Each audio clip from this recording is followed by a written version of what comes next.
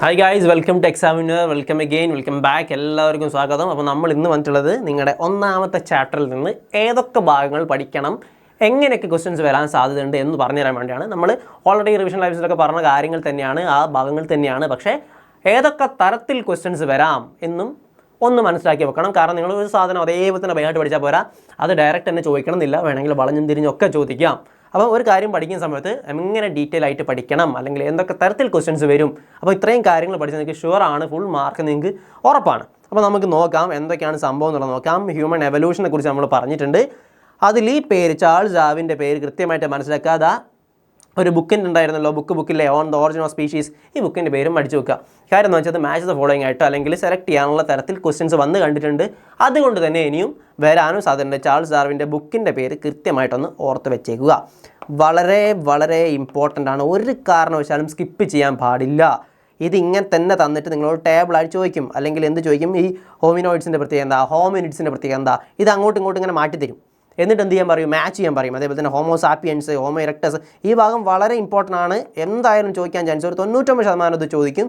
കൃത്യമായിട്ട് പഠിച്ചിട്ട് വെക്കണം. ഇതിൻ്റെ കോഡ്സൊക്കെ വെച്ച് നമ്മൾ പഠിച്ചതാണ്, ഓൾറെഡി നമ്മൾ പറഞ്ഞതാണ്. എല്ലാവരും വ്യക്തമായിട്ട് പഠിക്കുക. ദെൻ സ്റ്റോൺ ഏജ് ഇല്ലേ, 3 തരത്തിൽ നമ്മൾ ഡിവൈഡ് ചെയ്തിട്ടുണ്ട്. ഏതൊക്കെയാണെന്നൊക്കെ നമുക്കറിയാം. പാലിയോലിറ്റിക് ഏജ് വേണമെങ്കിൽ ചോദിക്കാം, ഒന്നെങ്കിൽ മെസോലിറ്റിക് ചോദിക്കാം, അല്ലെങ്കിൽ നിയോലിറ്റിക് ചോദിക്കാം. സോ ഇതിൻ്റെ ഫീച്ചേഴ്സ് എന്ത് ചെയ്യണം, വളരെ വ്യക്തമായിട്ട് പഠിക്കണം. അല്ല എങ്കിൽ എങ്ങനെ ചോദിക്കാൻ അറിയോ, മെസോലിറ്റിക്കിൽ നിന്ന് നിയോലിറ്റിക്കിലോട്ട് വന്ന സമയത്ത് എന്തൊക്കെ മാറ്റങ്ങളുണ്ടായി, അല്ല എങ്കിൽ പാലിയോലിറ്റിക്കിൽ നിന്ന് നിയോലിറ്റിക്കിലോട്ട് വന്ന സമയത്ത് എന്തൊക്കെ മാറ്റങ്ങളുണ്ടായി, അല്ലെങ്കിൽ ടൂൾസിന് എന്തൊക്കെ മാറ്റങ്ങളുണ്ടായി, ഇങ്ങനെ ചോദിക്കാം. അല്ല എങ്കിൽ ഈ ടൂൾസിൻ്റെ പിക്ചേഴ്സ് അതേപോലെ തന്നിട്ട് ഇത് ഏത് ഏജിൽ പെട്ടതാണ്, ഏത് കാലത്തുള്ളതാണ്, ഏത് യുഗത്തിലുള്ളതാണെന്ന് ചോദിക്കാം. ഓക്കെ, ആ തരത്തിലും എന്ത് ചെയ്യണം, ഇതിനെ അനലൈസ് ചെയ്ത് പഠിക്കണം. ക്രിട്ടിക്കലി എന്ത് ചെയ്യണം, അനലൈസ് ചെയ്ത് പഠിക്കണം. ഡയറക്റ്റ് ക്വസ്റ്റ്യൻസ് മാത്രം പ്രതീക്ഷിക്കരുത്. ചിത്രം തരാം, മാച്ച് ദ ഫോളോയിങ് ചോദിക്കാം, കമ്പയർ ചെയ്യാൻ ചോദിക്കാം. അങ്ങനെ പല തരത്തിലും ഈ ഭാഗത്തിന് ക്വസ്റ്റ്യൻ വരാൻ ചാൻസ് ഉണ്ടെന്നുള്ള കാര്യം മനസ്സിലാക്കി വെക്കുക. ഓക്കെ, ദെൻ എന്തൊക്കെയാണ് സ്ഥിരവാസവും മാറ്റങ്ങളും, ഇതിങ്ങനെ തന്നെ ചോദിച്ച് കണ്ടിട്ടുണ്ട്. അപ്പം ഈ ടേബിൾ എന്ത് ചെയ്യണം, ഇതേപോലെ പഠിക്കണം. ഓക്കെ, അതേപോലെ തന്നെ നിങ്ങളെ എസ്സേകളിൽ ഇത് എഴുതി ചേർക്കാനും ശ്രമിക്കുക. ഈ ചിത്രം വളരെ ഇമ്പോർട്ടൻ്റ് ആണ്, ഏത് കാലഘട്ടത്തിലെ ടൂൾസ് ആണെന്ന് ചോദിച്ചിട്ടുണ്ട്. ദെൻ വെങ്കലത്തിൻ്റെ ഉപയോഗം മനുഷ്യ ജീവിതത്തിൽ ഉണ്ടാക്കിയ മാറ്റങ്ങൾ, ഇത് ചോദിക്കും. കാരണം ഇത് എന്ത് ചെയ്യാം, സിവിലൈസേഷനുമായി ബന്ധപ്പെട്ട് ഈ ഒരു ചോദ്യം വരാൻ ചാൻസ് കൂടുതലാണ്.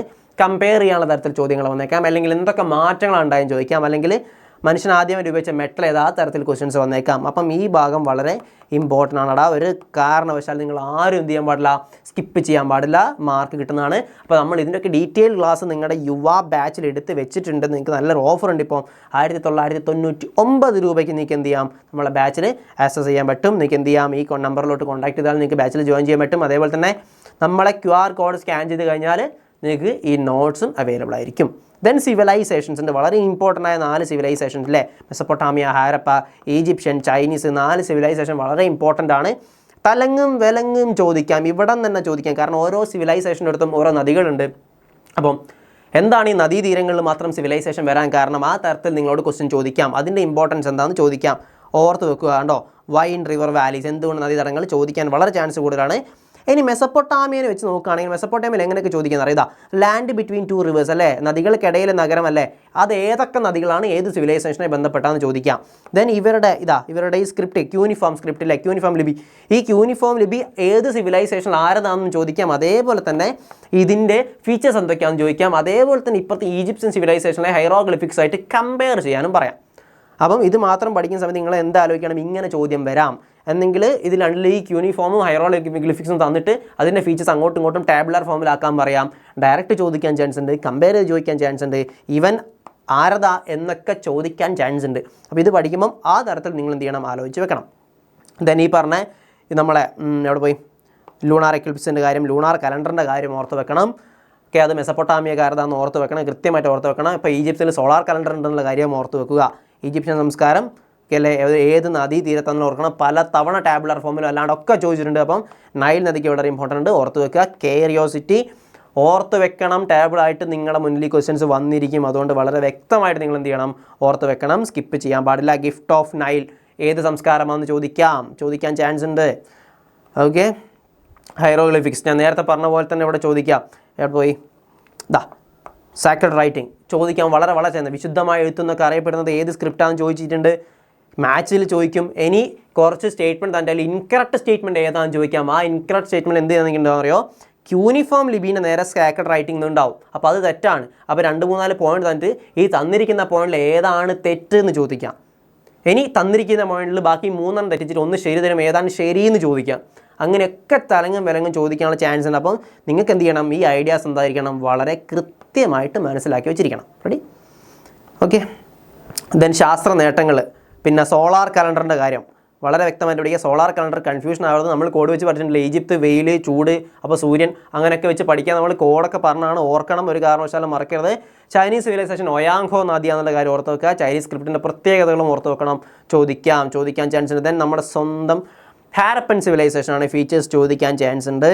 സ്ഥലങ്ങളൊന്ന് ഓർത്ത് വെക്കണം. ഹാരപ്പൻ്റെ ടൗണിൻ്റെ പ്രത്യേകതകൾ എന്തൊക്കെയാണെന്ന് ചോദിക്കാൻ ചാൻസ് ഉണ്ട്. നമ്മൾ പറഞ്ഞാണല്ലേ ഡ്രൈനേജിൻ്റെ കാര്യം, ഗ്രേറ്റ് ബാത്ത്, ഗ്രേറ്റ് ഗ്രാനറി, ഇതൊക്കെ നമ്മൾ പറഞ്ഞതാണ്. ഓർത്ത് കൃത്യമായിട്ട് വെക്കണം. ഗ്രേറ്റ് ബാത്തിൻ്റെ പ്രത്യേകത എന്തൊക്കെയാണെന്ന് ചോദിക്കാൻ സാധ്യത വളരെ കൂടുതലാണ്. ഇതൊക്കെ എന്ത് ചെയ്യാം, എങ്ങനെ ഏതെന്നൊക്കെ ചോദിക്കാം. അതേപോലെ തന്നെ ഈ ഹാൻഡിക്രാഫ്റ്റ് എന്തൊക്കെ യൂസ് ചെയ്തു, എന്തൊക്കെ ടൂൾസ് അവരുണ്ടാക്കി, എന്തൊക്കെ കാര്യങ്ങൾ കണ്ടെത്തി എന്നൊക്കെ ഉള്ളത് നിങ്ങളുടെ എസ്സേ ചോദിച്ചു കഴിഞ്ഞാൽ അതിനകത്ത് ആഡ് ചെയ്യാൻ പറ്റുന്ന പോയിൻ്റാണ് നിങ്ങൾ ടെക്സ്റ്റ് ബുക്കിൻ്റെ ഈ ഭാഗത്തൊക്കെ ഉണ്ടായിരുന്നത്. ദെൻ എങ്ങനെയാണ് ഹാരപ്പൻ്റെ ഡിക്ലൈൻ സംഭവിച്ചത്, തകർന്നത് എങ്ങനെയാണെന്ന് ചോദിക്കാം. എന്തൊക്കെ കാരണങ്ങൾ കൊണ്ടാണെന്ന് ചിലപ്പം ചോദിച്ചേക്കാം.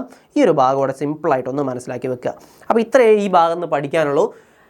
പ്രത്യേകിച്ച് സിവിലൈസേഷൻ്റെ ആ സ്ക്രിപ്റ്റ്, ആ ഏരിയ പഠിക്കുക, സയൻസിലെ അച്ചീവ്മെൻറ്റ്സ് പഠിക്കുക, കമ്പയർ ചെയ്ത് പഠിക്കുക, രണ്ടും അങ്ങോട്ടും ഇങ്ങോട്ടും പഠിക്കുക. കാരണം ഈജിപ്ഷ്യൻ ആണോ മെസപ്പൊട്ടാമിയൻ ആണോ ഒരു കാരണവശാലും കൺഫ്യൂഷൻ ആവാൻ പാടില്ല. രണ്ടും കൃത്യമായിട്ട് അനലൈസ് ചെയ്തും കമ്പയർ ചെയ്തും പഠിച്ചേ പറ്റുള്ളൂ. കാരണം അധികം കമ്പാരിസൺ ആണ് ചോദിക്കാൻ ചാൻസ് കൂടുതൽ.